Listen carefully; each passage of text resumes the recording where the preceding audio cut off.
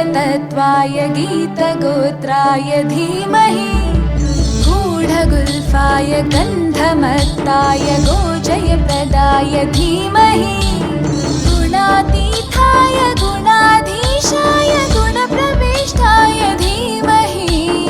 एकदन्ताय वक्रतुण्डाय गौरीतनयाय धीमहि